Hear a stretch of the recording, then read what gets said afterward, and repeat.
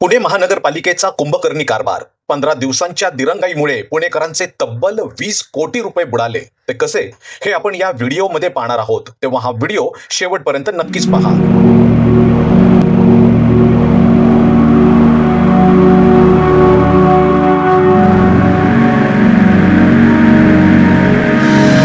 नमस्कार, समता न्यूज मध्ये आपले स्वागत.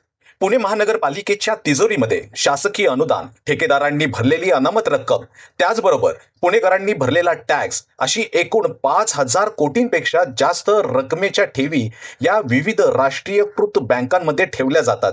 त्यापैकी एका ठेवीची मुदत ही संपलेली होती आणि नियमाप्रमाणे लगेच दुसऱ्याच दिवशी पुन्हा बँकेमध्ये मुदत ठेव जमा करणे आवश्यक होते. परंतु वित्त व लेखा विभाग, फायनान्स अँड अकाउंट डिपार्टमेंट हा अक्षरशः कुंभकर्णासारखा झोपी गेला आणि तब्बल 15 दिवसांनी जागा झाल्यानंतर अतिरिक्त आयुक्त पवनीत कौर यांच्याकडे मुदत संपल्यानंतर ती ठेव पुन्हा बँकेमध्ये ठेवण्यासाठी प्रस्ताव पाठवला. त्यानंतर त्यावर प्रोसेस होऊन तब्बल 1 महिन्यानंतर ती रक्कम पुन्हा राष्ट्रीयकृत बँकेमध्ये जमा केली आणि तोपर्यंत ती रक्कम बचत खात्यामध्ये म्हणजे सेव्हिंग अकाउंटमध्ये पडून होती. आणि याचा भुर्दंड कितीला पडला असेल तर तब्बल 2 कोटी रुपये. जर ती रक्कम वेळेवरच मुदत ठेव खात्यामध्ये जमा केली असती तर त्याचे 2 कोटींचे व्याज पुणे महानगरपालिकेला मिळाले असते. बरं, ही रक्कम कोणाची? तर कष्टकऱ्यांची. आणि त्यावर मिळालेल्या व्याजावर कष्टकऱ्यांच्या हिताचा एखादा प्रकल्प किंवा सोयी सुविधांवर खर्च करण्यासाठी ही रक्कम वापरता आली असती. समजा हीच रक्कम वित्त व लेखा विभागातील अधिकाऱ्यांच्या स्वतःच्या मालकीची असती तर अशी दिरंगाई केली असती का? तर 100% नाही.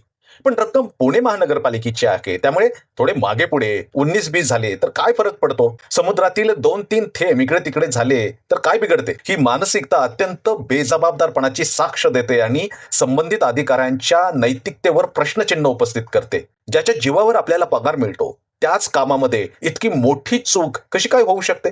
बरं, एखाद्या मोठ्या महानगरपालिकेचा आर्थिक कारभार सांभाळणाऱ्या वित्त व लेखा विभागात फक्त एकच अधिकारी आहे का? बाकीचे काय फक्त बिलं काढण्याच्या नावाखाली टक्केवारी वसूल करण्यात मग्न झालेले आहेत का?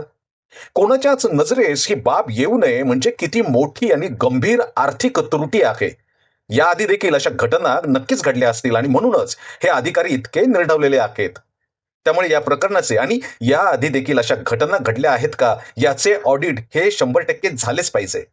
आयुक्त नवल किशोर राम यांनी मुदत ठेव नूतनीकरण का केली नाही याची विचारणा करण्यासाठी वित्त व लेखा विभागातील अधिकारी उल्का कळसकर यांना कारणे दाखवा नोटीस बजावली आणि प्रोसेस म्हणून त्याचे उत्तर त्या देतील देखील.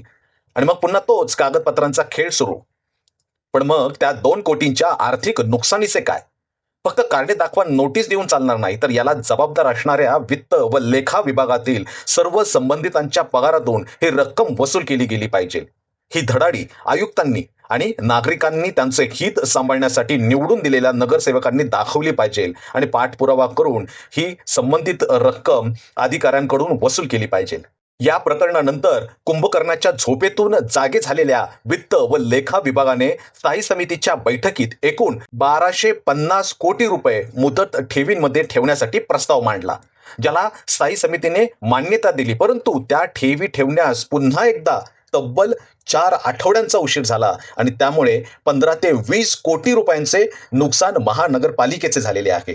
जर खरंच गरीब कष्टकऱ्यांच्या हितासाठी, वेळेवर टॅक्स भरणाऱ्या नागरिकांना सोयी सुविधा पुरवण्यासाठी, चांगले रस्ते, प्रदूषणमुक्त वातावरण, स्वच्छ पिण्याच्या पाण्याची सुविधा पुरवण्यासाठी पुणे महानगरपालिकेची स्थापना झाली असेल तर आयुक्त नवल किशोर राम यांनी सर्व संबंधित अधिकाऱ्यांवर तातडीने निलंबनाची कारवाई करून त्यांची पगारवाढ रोखून झालेले नुकसान त्यांच्याकडून वसूल केले पाहिजे. आणि त्याचबरोबर सर्वसामान्य पुणेकरांच्या हिताची भूमिका मांडण्यासाठी महानगरपालिकेमध्ये निवडून दिलेल्या सर्व नगरसेवकांनी याचा निकाल लागत नाही तोपर्यंत पाठपुरावा केला पाहिजे आणि भविष्यात पुन्हा याची पुनरावृत्ती न होण्यासाठी लगाम आत्ताच लावला पाहिजे.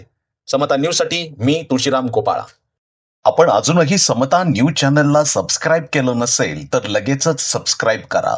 आणि हो, तमाम पुणेकरांच्या कष्टाच्या आणि हक्कांच्या पैशांचे असे नुकसान होत असेल तर संबंधित बेजबाबदार अधिकाऱ्यांवर काय कारवाई केली पाहिजे हे कॉमेंट बॉक्समध्ये नक्कीच सांगा.